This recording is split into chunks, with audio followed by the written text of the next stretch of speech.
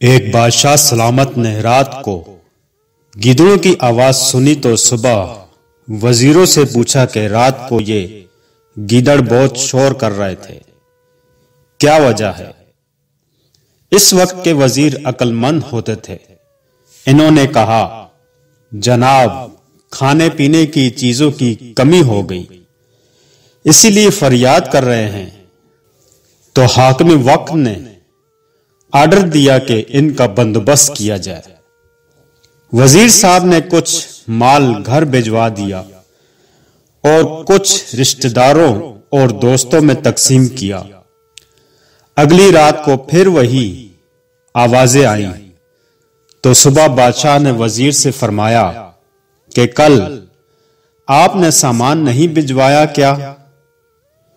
تو وزیر نے فوری جواب دیا کہ جی بادشاہ سلامت، بھجوایا تو تھا۔ اس پر بادشاہ نے فرمایا کہ پھر شور کیوں؟ تو وزیر نے کہا، جناب، سردی کی وجہ سے شور کر رہے ہیں۔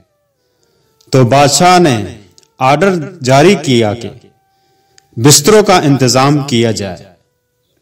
صبح پھر موجیں لگ گئیں۔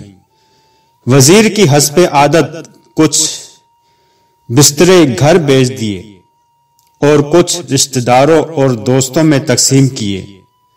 جب پھر رات آئی تو بدستور آوازیں آنا شروع ہو گئیں تو بادشاہ کو غصہ آیا اور اسی وقت وزیر کو طلب کیا کہ کیا بستروں کا انتظام نہیں کیا گیا؟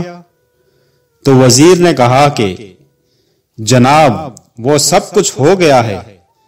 تو بادشاہ نے فرمایا کہ پھر یہ شور کیوں ہے؟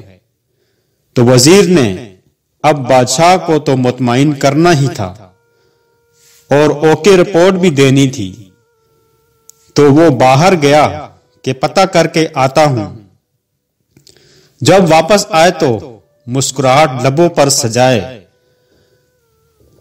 آداب عرض کیا کہ بادشاہ سلامت، یہ شور نہیں کر رہے بلکہ آپ کا شکریہ ادا کر رہے ہیں اور روزانہ کرتے رہیں گے۔ بادشاہ سلامت یہ سن کے بہت خوش ہوا اور وزیر کو انعام سے بھی نوازا۔ اب یہی حال ہمارے ملک کا بھی ہے۔ ملازمین و عوام مہنگائی سے پریشان ہیں، مگر یہاں رپورٹ سب اوکے دی جا رہی ہے اور بادشاہ سلامت خوش ہیں۔